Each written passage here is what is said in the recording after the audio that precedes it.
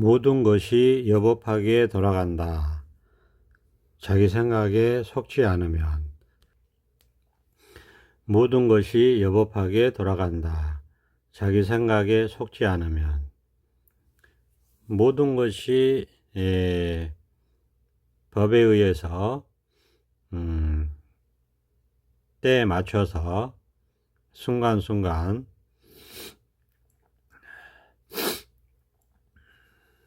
찰나찰나간에 여법하게 돌아갑니다. 근데 이제 자기 생각으로 이제 규정하고, 이제 자기 하고 싶은 대로 하고 싶고, 자기 원하는 대로 하고 싶으니까, 이제 이게 좀 뒤틀리죠.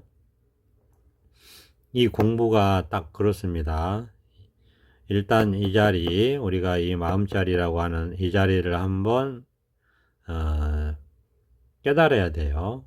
우리가, 체험한다, 이렇게 얘기하고, 증득한다, 이렇게도 얘기합니다. 일단 자기 마음 바탕자리라고 하는 이 자리를 한번 체험해야 된다. 이 자리를 한번 체험하는 게 기본이에요. 이제 여기서부터 공부 시작입니다. 이제 이 자리는 그러면 어떻게 체험하느냐? 계속 가르쳐 드리잖아요. 도가 뭐냐? 그러면 그냥 이거다. 이렇게 가르쳐 드립니다. 생각할 수는 없어요. 알 수도 없고. 그냥 깨닫는 거예요. 자기 마음 바탕을 깨닫는 거기 때문에 그 생각하고 알고 하는 거하고는 상관없습니다. 왜냐하면 생각하고 알고 이해하고 하는 거는 이 마음 바탕에서 나오는 거거든요. 그러니까 마음 바탕은 생각하고 알고 이해하는 것이 아니에요. 생각하고 알고 이해하는 것이 이 마음 바탕에서 나온다. 그래서 우리는 이 마음 바탕은 생각하고 알고 이해할 수 없다. 늘 말씀드리죠. 생각하고 알고 이해할 수 없는 것이 이 마음 바탕짜리다. 늘 말씀드리는 거예요. 그러니까 이제 이 마음 바탕짜리는 깨닫는 겁니다. 어떻게 깨닫느냐 가르쳐 드리잖아요. 그냥 이거다. 그냥 이것이 마음 바탕짜리다. 늘 말씀드리죠. 항상 말씀드립니다. 이 마음 바탕짜리 그냥 이겁니다. 그냥 이거예요. 그냥 이거를 깨달으면 된다. 그러니까 어떻게 깨닫느냐 질문과 답이 같아요. 어떻게 깨닫습니까? 그냥 이거다. 가르쳐 드리죠. 그냥 이것을 깨달으면 된다. 이게 마음짜리고 마음 바탕짜리입니다. 자, 그래서 어쨌든 이제 이걸 한번 자기 마음 바탕짜리를 한번 깨달아야 돼요. 체험을 해야 된다 이겁니다. 성품을 본다고 해요. 견성이다. 견성 체험이다. 무조건 한번 봐야 돼요. 그래야지 이제 공부 시작이에요. 그렇지 않으면 뭐가 깨달음인지 모르잖아요. 알 수 없죠. 뭐가 깨달음인지 모르는데, 뭐가 마음 바탕짜리인지 모르는데 어떻게 공부를 해 나가겠어요? 그러니까 이 생각으로 알 수 없는 생각을 벗어난 자리, 이게 이제 이름하여 마음 바탕짜리인데, 생각을 벗어난 자리가 있단 말이에요. 그러니까 이제 생각을 여기서 조복시킬 수가 있는 거예요. 그러니까 생각을 벗어난 이 마음 바탕자리가 있고, 그게 뭐냐? 그냥 이거란 말이에요. 이 자리인데, 이거를 깨닫는 게 있고, 어떻게 깨달아요? 그냥 이거 가르쳐 드리잖아요. 알 수 없고, 이해할 수 없고, 생각으로는 알 수 없어요. 이해할 수도 없고, 그런데 그냥 이거란 말이에요. 생각으로는 알 수 없고, 이해할 수 없는데, 그냥 이거예요. 이게 가르쳐 드리죠? 그냥 이걸 깨달으면 됩니다. 그러니까 생각으로 알 수 없고 이해할 수 없으니까 깨닫는 거죠. 깨달을 수는 있어요. 그럼 이제 이게 마음 바탕자리가 생각을 벗어난 자리고 분별을 벗어난 자리다. 이 자리에서 우리가 이제 생각을 벗어난 자리고 분별을 벗어난 자리니까 이 자리에서 이제 할 거는 없어요. 생각을 벗어난 자리에서 이제 그냥 살아가는 것 뿐이에요. 그냥 살아가는 것 뿐이다. 그러면 저절로 모든 것들이 이루어져 있다는 걸 보게 돼요. 그러니까 이제 말은 참 이게 말을 하자니 계속해서 그 한두 마디 말로는 안 되니까 그 말을 조금 보충하고 하다 보니까 이제 말이 길어질 수밖에 없어요. 왜냐하면 말을 했다 하면 이게 안 맞거든요. 그럴듯 하긴 한데 이게 100%딱 맞는 게 말이 아니에요. 우리가 그게 세속하고 다른 거죠. 그러니까 말을 해버리면 이 조금 이게 안 맞아요. 그럼 또 보충을 해야 된단 말이에요. 보충하는 말을 또 하게 되고, 그렇다고 또 다 맞느냐? 그렇지 않아요. 그럼 또 보충을 하게 되고, 그래서 또 말이 길어진다. 그렇게 해서 나온 게 84,000 법문이 된다. 그러니까 이제 그 정도 하면, 그 정도 경전으로 그 정도 말씀을 해 놓으면, 이제 그 정도 얘기하면 눈치채고, 이제 깨달음은 말로 할 수 있는 게 아니구나. 직접 자기 마음을 자기 스스로가 깨닫는 것이구나 하고 이제 알게 되겠죠. 그 정도 해 놓으면 이제 말은 이제 제껴놓고 그 말을 이해해서 깨닫는 게 결코 아닙니다. 경전의 문구를 이해해서 깨닫는 게 결코 아니에요. 이해하면 깨달을 수 없다고 항상 늘 말씀드리죠. 이제 귀에 못이 박히도록 귀에 딱지가 않도록 말씀을 드렸습니다. 그래도 우리가 이제 워낙 할 수 있는 게 깨닫기 전까지는 생각밖에 없잖아요. 할 수 있는 게 생각밖에 없으니까 자기도 모르게 이제 습관이죠. 생각으로는 이해할 수 없다. 이해할 수 있는 건 깨달음이 아니다. 경전을 이해해서 깨닫는 게 아니다. 알고 깨닫는 거는 망상이다. 알고 깨달을 수는 없다. 그거는 아는 거기 때문에 깨달으면 알 수 없는 거라고 분명히 말씀드리죠. 생각으로 알 수 없는 거라고 늘 말씀드리잖아요. 그래서 알고 깨닫는 것은 그런 건 망상이지 깨달음이 아니다. 그 다음에 생각으로 경전을 문구를 이해해서 사고계 이런 걸 뭐 이해해서 깨달음으로 가는 것은 없어요. 그런 길은 망상밖에 없다. 이해는 생각이잖아요. 그렇죠? 생각은 망상이고, 그러니까 이해해서 깨달았다고 하는 것 자체가 망상이에요. 그럴 수가 없어요. 깨달음은 그쪽 길이 아니다. 늘 말씀드리죠.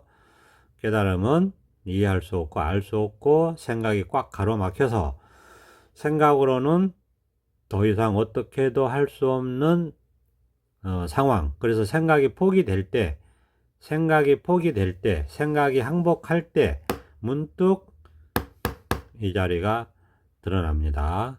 생각이 항복해야지 드러나고 생각이 포기돼야 드러난다고 이제 그건 경전에도 나오잖아요. 그죠? 불가사의한 해탈 법문 이렇게 나온단 말이에요. 불가사의라는 것은 생각할 수 없고 그 다음에 알 수 없고 그런 말입니다. 생각할 수 없고 의논할 수 없고 의식할 수 없고 그런 말이에요. 생각할 수 없고 의식할 수 없고 그럴 때 해탈하는 법의 문으로 들어간다. 법으로 들어간다. 법문이 법으로 들어가는 문이다 이런 뜻이니까 그러니까 생각이 항복하고 생각이 포기될 때 문득 생각 너머에 있는 생각 이전에 있는 우리 마음 바탕자리 자기 마음이에요. 어디 저기 히말라야 산에 있는 게 아니고 자기 마음 지금 당장 여기 있는 자기 마음에서 생각을 벗어나고 생각을 넘어서서 생각 이전에 생각할 수 없고 이해할 수 없는 뭔가를 자기 마음 알 수 없는 내 마음을 깨닫게 된다. 깨닫는 겁니다. 체험하는 거라고 늘 말씀드리죠. 아는 게 아니고 체험하는 거다. 비유로 우리가 갈증이 막 있어요. 그러면 이제 생각으로 물을 마시면 갈증이 해소되는데 물을 마시면 갈증이 해소되는데 이렇게 생각으로 아는 게 아니란 말이에요. 그 생각으로 아무리 물을 마시면 갈증이 해소되는데 아무리 생각으로 그렇게 한다고 갈증이 해소됩니까? 안 되죠. 실제로 물을 마셔야지 갈증이 해소가 되죠. 그러면 갈증이 해소가 되면 아, 갈증이 실제로 해소가 됐구나 라고 하는 사실을 자기가 체험하죠. 그런 거랑 비슷하다 이겁니다. 그런 거랑 같다는 거예요. 그래서 자꾸 그런 비유를 드는 거예요. 이 경전의 말씀은 다 비유입니다. 우리가 이 깨달음은 비유를 자꾸 드는 이유가 그거예요. 만약에 생각으로 이해할 수 있다면 직접 그냥 쇠성일처럼 이해하게 딱 해버리면 되죠. 이렇게 딱 하면 돼. 그러면 이해가 되면 오케이 이해됐어요. 이러면 되잖아요. 근데 그 깨달음은 그런 게 아니기 때문에 비유를 드는 겁니다. 직접 그런 사례를 드는 게 아니에요. 비유. 비슷한 거를, 얘기를 해준다 이거예요. 그러면서 자기 마음을 돌이키게 하는 거죠. 어쨌거나 이제 제가 이 깨달음 이후, 체험 이후에 우리 공부에 대해서 얘기한다고 하지만은 사실은 그 절반은 직접 깨달으라는 얘기를 할 수밖에 없는 것이 직접 자기 성품을 봐야지 이제 깨달음 이후 공부가 얘기가 되니까 이 직접 견성 체험하는 게 가장 중요하기 때문에 이 얘기를 어떤 경우에든 제일 많이 할 수밖에 없어요. 그래야지 이제 체험 후의 공부에 대한 이야기가 되잖아요. 어쨌든 깨달아야지 체험 후의 공부에 대한 이야기를 할 수밖에 없으니까. 근데 사실 저는 체험 후의 공부에 대한 이야기를 많이 하고 싶어요. 왜냐하면 그게 이제 또 저한테는 중요한 거고 더욱더 실감되는 거고 더욱더 할 얘기가 많아요. 훨씬 할 얘기가 많아요. 왜냐하면 체험 후의 공부가 훨씬 어렵거든요. 그런데 이제 처음부터 깨닫지도 못한 사람들한테 이런 얘기를 해버리면 질려버려가지고 그 깨달음 자체도 이제 또 안 하려고 할 수도 있거든요. 중생의 망상심이 원래 그런 거라. 그렇기 때문에 일단은 먼저 깨달아 보시라는 얘기를 많이 드립니다. 그런 말씀 많이 드리고, 실제로 이제, 그렇게 일단은 자기 마음을 깨달아야지 어쨌거나, 진짜 공부가 이제 시작이 되는 거고, 망상세계를 벗어나서 이 실상세계를 우리가 이제 구경을 할 수 있는 거고, 여기 사람이 되고, 여기 경험을 하고, 여기에 주민등록을 이제 갖다가 놓고, 실제 부처님 나라의 주민이 되는 거기 때문에, 먼저 깨닫는 게 중요하죠. 그럼 이제 깨닫고 나서 사는 것이 사실 이제 우리가 이사 오고 나서는 이제 여기서 사는 게 더 중요하잖아요. 이사 오기 전에는 이사 가는 게 중요하지만 이사 오고 나서는 이제 이사 온 이 부처님 나라에서 잘 사는 게 중요하잖아요. 그렇죠? 또 비유지만. 그러니까 비유로 할 수밖에 없어요. 이 깨달음은. 알 수 없는 세계이기 때문에. 알 수 없는 세계이기 때문에 알 수 있는 세계로 그럴듯하게 비유를 할 수밖에 없단 말이에요. 그러면 진실은 뭐냐? 진실은 자기 마음을 자기가 스스로 깨닫는 이 자체가 진실이죠. 그러니까 이 자기 마음을 깨닫는 것 뿐이에요. 그게 진실이에요. 그 다음에 여기서 잘 살아가는 거. 잘 살아가는 건 자기가 잘 모르잖아요. 왜? 처음 겪는 일이니까. 자기가 모르니까 먼저 좀, 그나마, 먼저 좀 살아봤던 경험자가 있으니까 그 경험을 얘기하는 것이고, 그 경험을 이제 우리가 듣는 거고, 그렇죠. 우리가 이제 이 세계를 깨달아 들어와서 먼저 살았던 분은 이제 최초의 서가모니 부처님이시고, 물론 부처님보다 먼저 깨달은 사람이 또 제가 볼 때는 많이 있을 거예요. 그러나 이제, 그, 인연이라는 게 있고, 공덕이라는 게 있고 하니까, 그, 석가모니 부처님의 역량으로 이렇게 이제, 드러내고, 또 그게 이제 부처님의 몫이었겠죠. 석가모니 부처님의 말하자면 인연법이었을 겁니다. 시절의 인연에 의해서 부처님 몫이었어요. 석가모니 부처님 몫이어서 이제 석가모니 부처님이 이렇게 이제 세상에 드러내고 그게 자기 몫이었다 이겁니다. 자기 인연이었고 말하자면 자기 임무였다 이거예요. 자기가 받은 사명이었다 뭐 이렇게 얘기할 수도 있을 거예요. 부처님 몫이어서 그때 자기 할 역할이었다 이겁니다. 석가모니 부처님의 역할이어서 석가모니 부처님이 그렇게 하신 거다.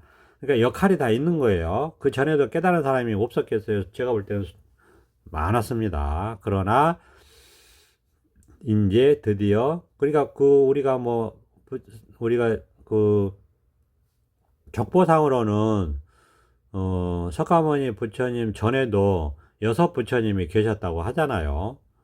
뭐 비로자나불인가요? 뭔가 하여튼 뭐 연등물도 있었고 하여튼 그렇게 있었다는 거는 이 깨달아서 보니까 그게 이제 법에 의해서 저절로 드러나는 거죠. 그럴 수밖에 없는 거죠. 깨달음의 지혜로 보니까 수없이 많은 부처님들이 있었는데 이렇게 법을 드러내서 중생에게 펼치게 되는 역할을 맡은 게 석가모니 부처님이었다. 이렇게 보입니다. 제가 볼 때도. 그러니까 이제 그 이후로도 무수히 많은 사람들이 깨달았지만은 예를 들어서 우리가 역사적인 뭐 사실로서 이렇게 우리가 알고 있는 드러나 있는 수없이 많은 역대 조사와 그죠? 선지식들 그런 분들은 이제 그런 역할을 그 시절에 맡은 것이죠. 우리가 알고 있는 이름으로 그렇게 맡은 것입니다. 그 이름이 없지만 이름 모를 도인들, 깨달은 부처님들이 얼마나 많겠습니까? 그래서 재불이라고 하잖아요. 모든 부처님, 무수히 많은 부처님.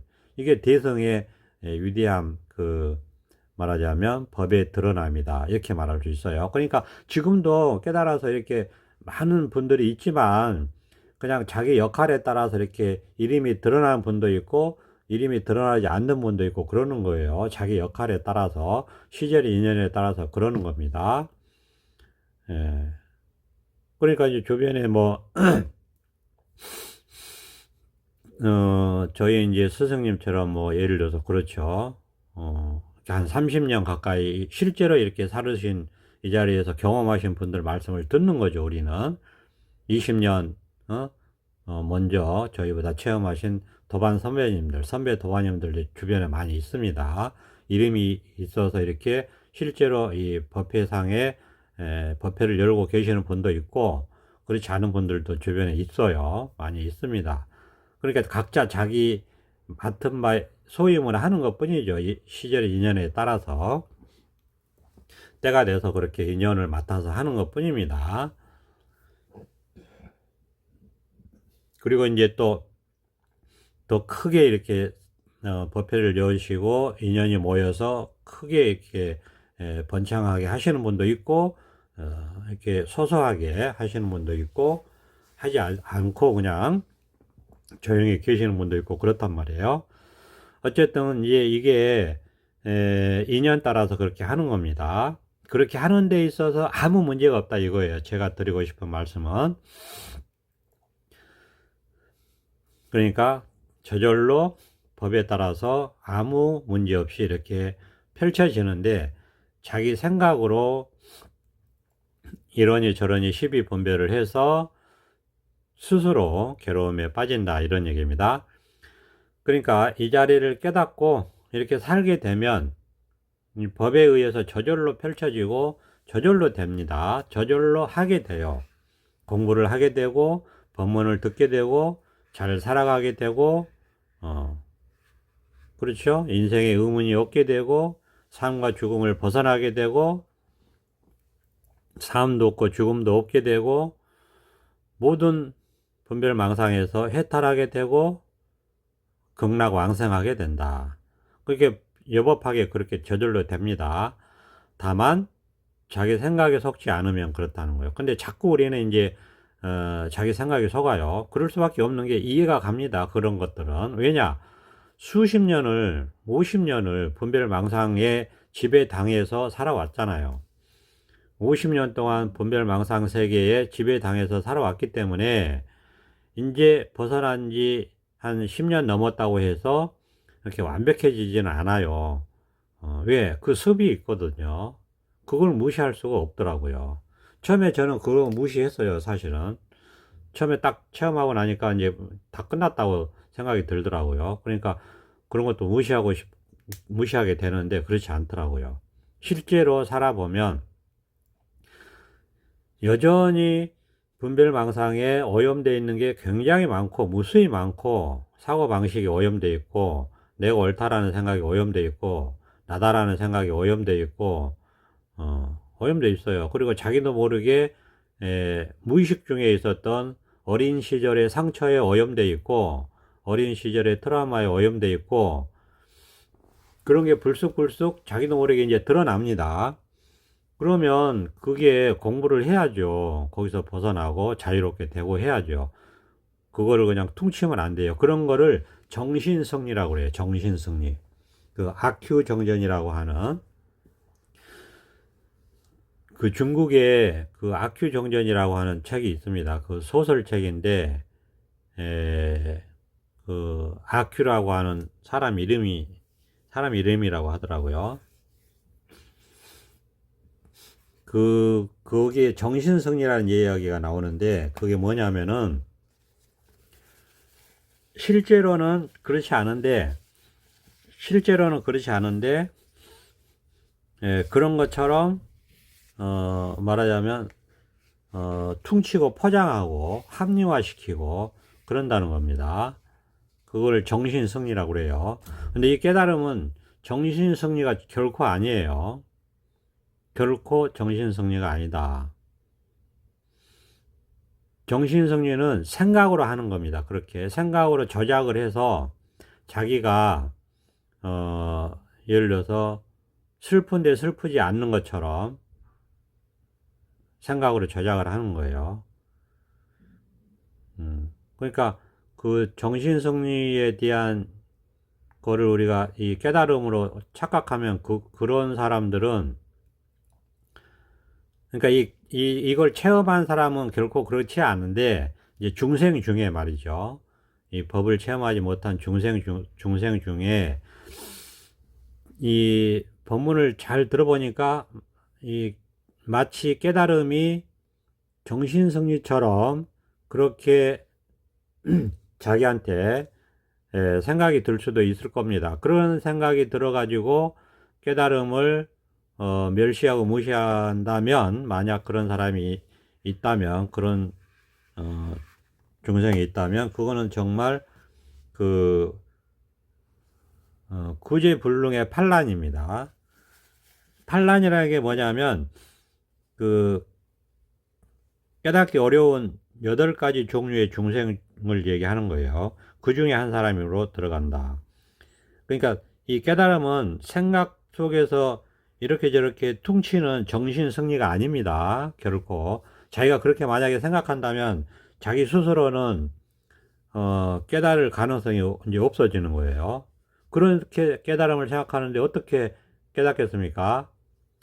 깨달음에 대한, 말하자면 솔직히 중생 입장에서 깨달으려고 할 때는 발심이라고 하는 게 있는데, 그건 뭐냐면 거의 깨달음에 미치는 겁니다. 깨닫고 싶어서 미치는 거예요. 어떻게 쉽게 얘기해서. 정말 부처님 말씀만 들어도 눈물이 나오고 감동하고, 부처님 소리만 들어도 그냥 엎드리고 절하고, 부처님 소리만 들어도 찬양하고 공경하고, 그런 마음이 막 저절로 우러나와서 정말 깨닫고 싶은 마음이 간절해서 정말 올인하는 겁니다. 깨달음을 정말 받들어 모시는 겁니다. 그때 심정은, 그런 심정이 아니면 자기를 온몸을 던져서 깨달음을 깨닫고자 하는 그런 심정이 아니면 결코 이 깨달음의 세계에 들어올 수 없어요.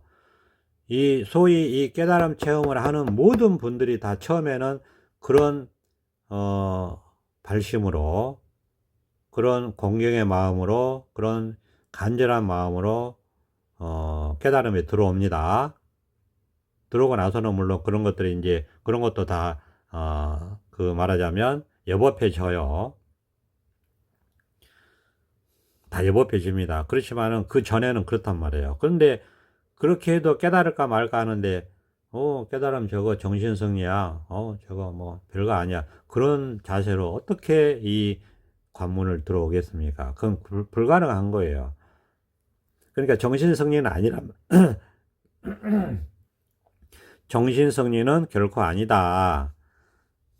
그런데 잘못하면은 이 깨달음이 들어와가지고 자꾸 자기가 그냥 이 습관에 찌들어 있는 이 분별망상의 습관에서 벗어나야 하는데 그걸 외면하고 무시하고 방관하고 그거를 말하자면 공부로 삼지 않으면 그거는 벗어날 수 없어요. 그거는 깨달음이 말하자면 그냥 거기서 멈추는 겁니다.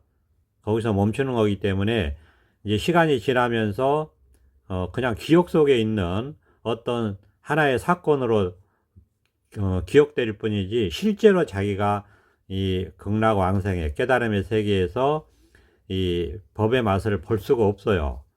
해탈 열반을 누릴 수가 없다. 그러니까 이 체험에 들어와서는 이 분별의 망상의 습을 완전히 제거하는데 올인을 또 해야 됩니다. 올인을 해야 돼요.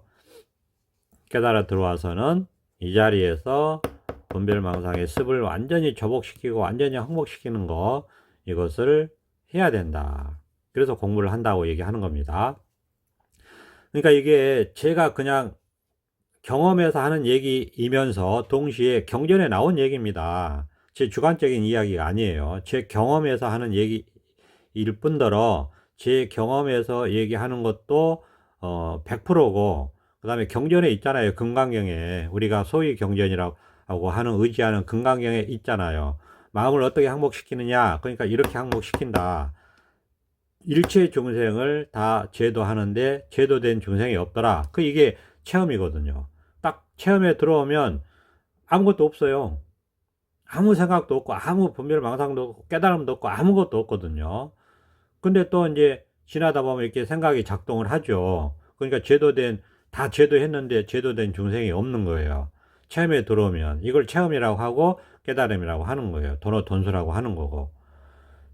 그 다음에 뭐라고 합니까? 그러면 이 항복된 마음을 어떻게 유지하느냐? 두 번째 질문이죠. 그렇죠. 항복시켰으면 그 다음에 계속 이제 항복시킨 이 마음을 유지시켜야죠. 그거에 대한 부처님의 답변이 뭡니까? 왜냐하면 그 다음에는 아상, 인상, 중생상, 수자상이 없다.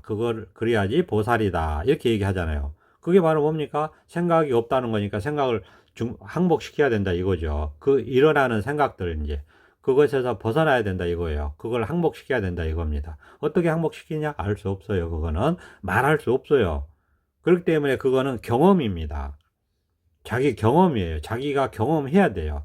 근데 경전에는 이미 다 얘기해 놨어요. 그러니까 그것을 자기가 법대로 경험하고, 그러니까 그게 왜 삶에서 그렇게 되기 때문에 한마디로 말할 수 없는 거예요. 그렇지만 삶을 통해서 말할 수 있는 겁니다. 삶을 통해서 10년을 여기서 살고 20년을 여기서 살고 30년을 여기서 살면서 이 부처님 나라의 삶을 통해서 그 삶을 10년의 삶을 얘기하면 그만큼 벗어난 거고 20년의 삶을 얘기하면 그만큼 벗어나는 거고 30년의 삶을 얘기하면 그만큼 벗어난 겁니다. 그런데 경전에서 우리가 평균적으로 객관적으로 20년을 부처님 나라에서 살면 완전히 벗어나는 삶을 산다라고 그렇게 경험을 적어 놓은 게 경전이죠. 그러니까 10년을 살아보라고 하는 이유는 적어도 10년을 살아봐야지 완전히 벗어날 수 있다는 믿음이 생기고 그 믿음이 수용이 되고 그 믿음의 바탕에 의해서 20년 정도 살면 이제 부처님처럼 여법하게 되겠구나. 완전히 분별망상에서 벗어나서 이 깨어있는 삶이, 완전한 깨어있는 삶이 되겠구나 하는 신념과 수용과 믿음과 그런 것들이 이제 그냥 정착이 돼버린다 이겁니다. 그래서 흔들리지 않게 돼요. 불태전. 딴 생각을 않게 되고 그냥 믿게 되고 자기 삶이 또 그만큼 경험이 됐고 그러니까 믿게 되고 흔들리지 않게 되고 딴 생각을 않게 되고 새길로 빠지지 않게 되고 누구한테 이제 묻지도 않게 되고 이제 자기가 그렇게 해 가게 되고 20년이면 되겠구나. 이제 앞으로 10년만 더 살면 완벽해지겠구나. 더 이상 물을 것도 없고 할 것도 없고 그냥 살면 되겠구나. 이런 확신이 쓴다 이겁니다. 불태전이 된다 이거예요. 쉽게 얘기해서 불태전. 그래서 20년을 가기 위해서 적어도 10년을 살아봐라 이렇게 얘기하는 겁니다. 제가 이 10년을 넘어보니까 그렇게 알겠어요 이제. 그러니까 경험하지 않으면 알 수 없어요. 그래서 경험을 하라고 하고 적어도 10년 경험을 하라고 하는 겁니다.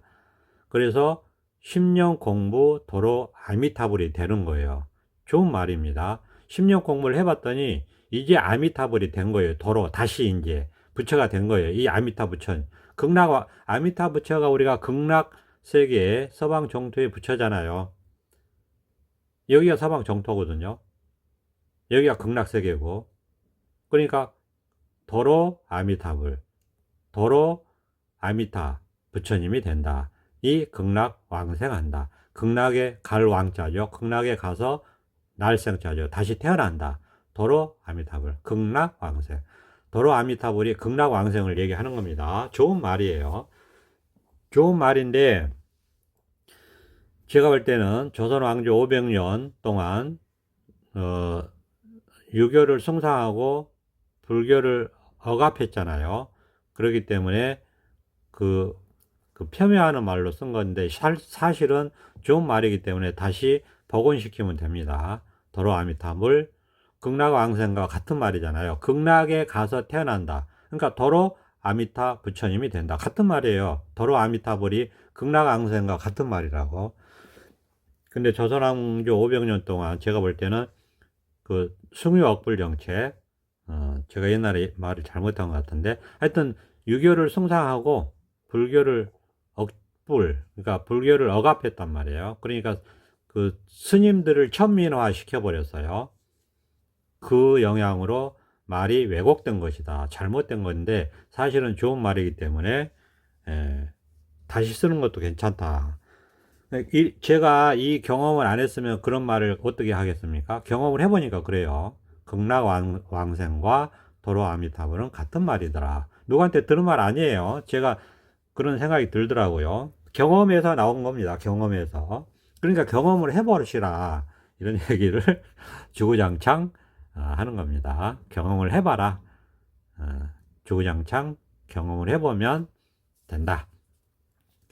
말로 할 수 없고 경험으로 증명한다. 이렇게 말씀드릴 수 있습니다.